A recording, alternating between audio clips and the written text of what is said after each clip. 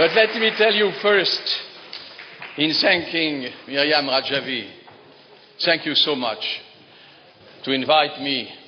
Thank you so much to give me the opportunity to address this particular audience, and particularly the activists, the people who are risking their life, hunger strikers. You are the salt of the earth. Congratulations. You are a fantastic proof of the Iranian resistance. And this is a real honor. Évidemment, certains ont réagi tout de suite à ce massacre dans le camp d'Ashraf, à ces 52 morts et à ces 7 otages disparus dont on n'a pas de nouvelles. Mais les autres ont mis du temps et la réaction de la communauté des avocats, de la communauté du droit a été lente. Mais elle vient, et vous l'avez saluée, elle a été trop lente.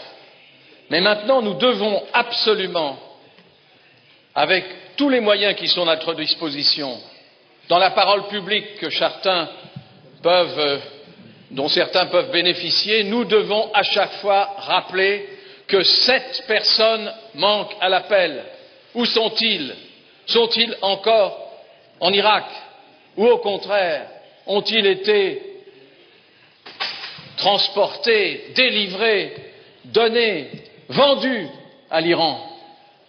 Ça, c'est une affaire de droit international. Et nous en sommes tous les, comment dirais-je, témoins, mais les acteurs aussi. Nous devons protester en permanence. Et je vous rappelle que sans le consentement de M. Maliki, cette attaque honteuse, meurtrière, sur le camp d'Ashraf, qui était placée sous la responsabilité de la communauté internationale, cette attaque n'aurait jamais pu avoir lieu. Maliki, Premier ministre de Bagdad, ou soi-disant Premier ministre de Bagdad, tu es responsable de l'attaque sur Ashraf et tu dois en rendre compte.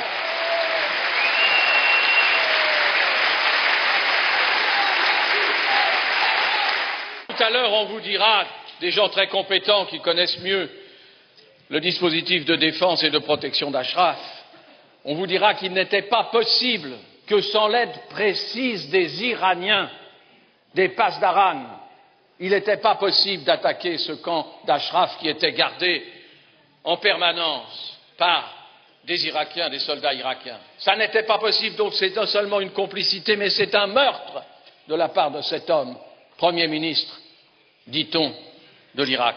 Our 7 hostages. We need justice to prevail in their case. We need to know where they are, and we need to bring to justice their abductors. If they are officials of the government of Iraq, as we think, we need to bring them to international court.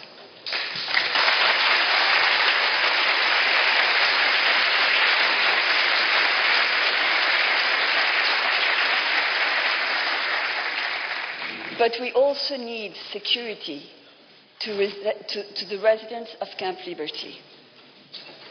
Security in front of those ghost terrorists that are attacking them, very close to where the Iraqi forces, the military of Iraq, are holding their bases. We need security for the people of Ashraf, and we need resettlement. We need the support of the European community. We need the support of the Americans.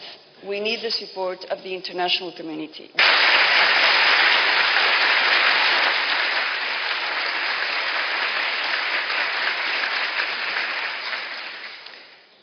I am concerned very deeply with the 6 women and 1 man that have disappeared. As you may know, I had been in captivity for several years myself, and I know what it is to be a hostage what it is to be cut from communication, what it is to be held in hands that retain you against your will. Il pensait, mal calcul, qu'en faisant la transition, en passant du camp d'Ashraf et en transportant les gens vers le camp de Liberty, il y aurait beaucoup de résidents ashrafiens qui s'en iraient, qui préféreraient abdiquer, qui préféreraient rentrer en Iran et trahir la cause, ou même pas trahir la cause, tout simplement dire « c'est fini pour moi ». Il comptait sur le désespoir, il comptait sur le manque de foi. À un moment donné, Kobler, quand on lui avait demandé « qu'est-ce que vous croyez qui va se passer dans cette transition d'un camp à l'autre ?» il avait dit « un tiers vont partir ». Quand le transfert a été fait en sa totalité et qu'on lui a reposé la question, il a dû admettre qu'aucun n'était parti. Voyez-vous, c'est ça votre force, c'est l'unité et la foi. Et vous avez, pour maintenir cette unité et cette foi, qui je crois est absolument indispensable et extraordinaire, parce que c'est une chance. Et cette chance, c'est Myriam.